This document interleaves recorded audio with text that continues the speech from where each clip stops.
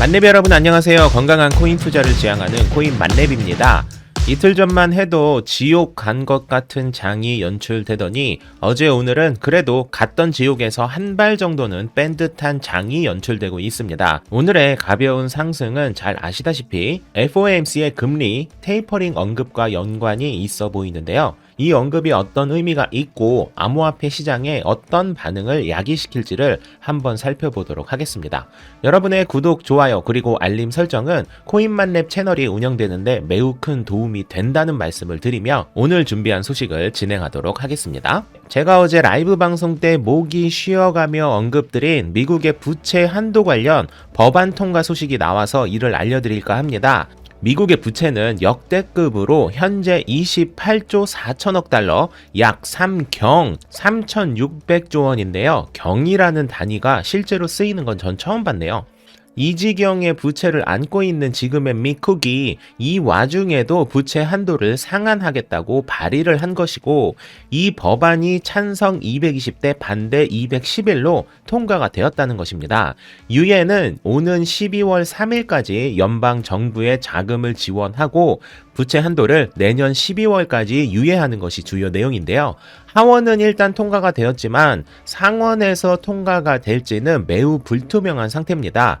상원의 양 당이 각각 50석씩 가지고 있는데 최소 60명 이상의 찬성이 있어야만 통과가 될 수 있고, 공화당 의원들은 이 법안을 반대한다는 의견을 명확히 했기 때문에 공화당 상원 의원 중 최소한 10명 이상의 동의가 있어야만 상원까지 무사히 통과가 될 것으로 보여집니다.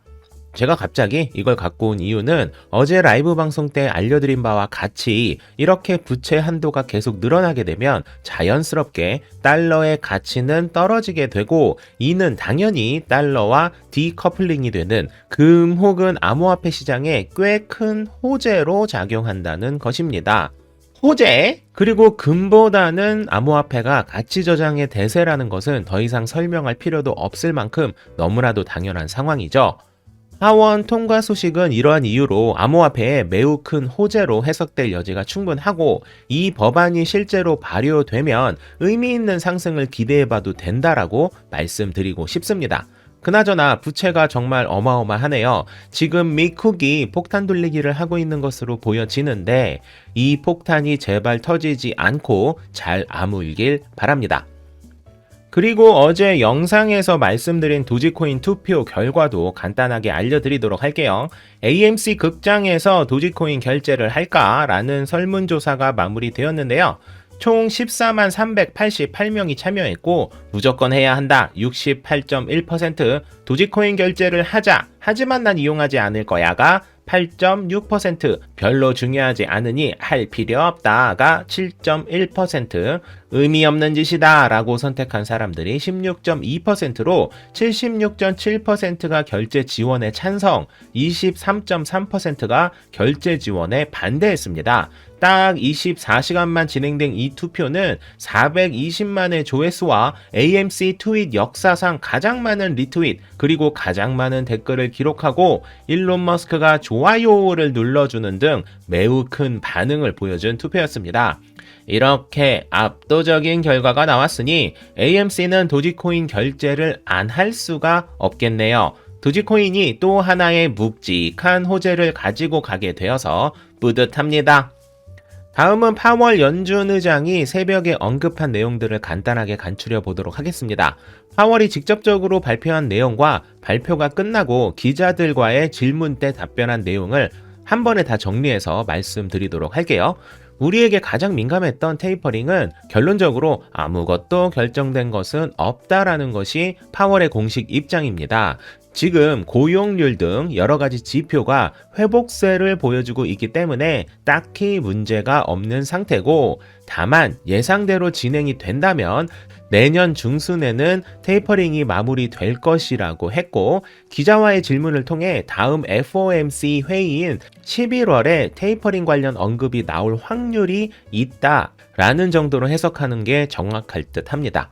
그리고 다행인 것은 테이퍼링이 끝나는 내년 중순까지는 금리 인상은 없을 것이라고 언급했는데, 기자 간담회에서는 멤버 중 한 명을 빼고는 모두 다 2023년에 금리 인상을 하는 게 좋겠다는 의견을 냈다고 말한 것으로 보아, 이변이 없다면 금리 인상은 테이퍼링이 끝난 이후라 할지라도 내년에는 하지 않을 확률이 높아 보입니다. 기억나시죠? 테이퍼링에 대한 악재는 시장에 이미 반영되었고, 언제 그리고 얼마나 빠르게 할 것인지에 따라 시장이 반응할 것이라 했는데, 결론적으로는 꽤나 부드럽게 방향이 나온 것으로 해석할 수 있습니다. 아이 좋아!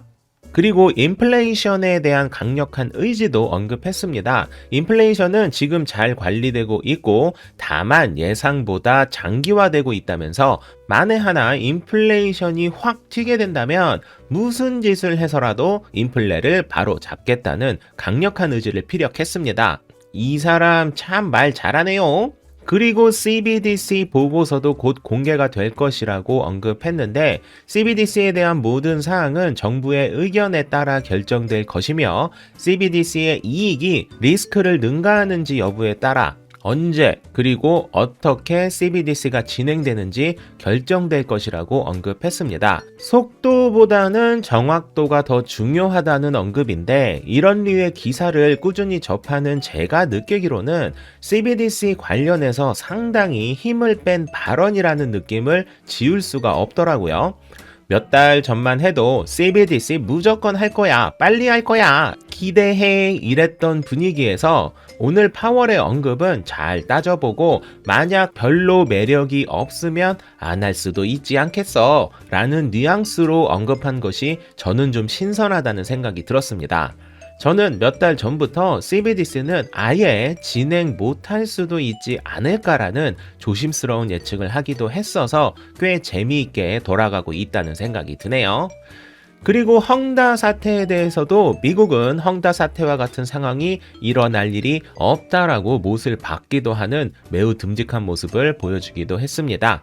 일단 테이퍼링은 부드럽게 잘 넘어가는 것으로 보여지고, 헝다 사태 역시 당장 급한 불을 끈 상태라 암호화폐 시장이 다시 활기를 띄울 만한 상황만 남아있는 것 같아서 기분이 좋네요. 저도 어제 알게 된 사실인데, 거의 대부분의 유튜버들이 최근의 시장을 대하락장의 시작으로 예측하신 분들이 대부분이더라고요.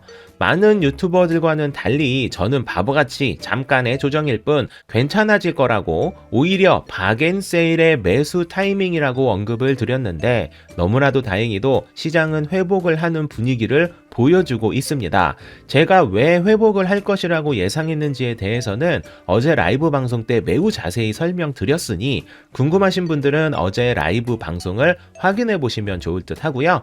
저는 더 좋은 내용과 확실한 팩트 체크를 토대로 여러분들의 투자에 도움이 되는 정보를 가지고 오도록 하겠습니다. 만렙 여러분 모두 성투합시다.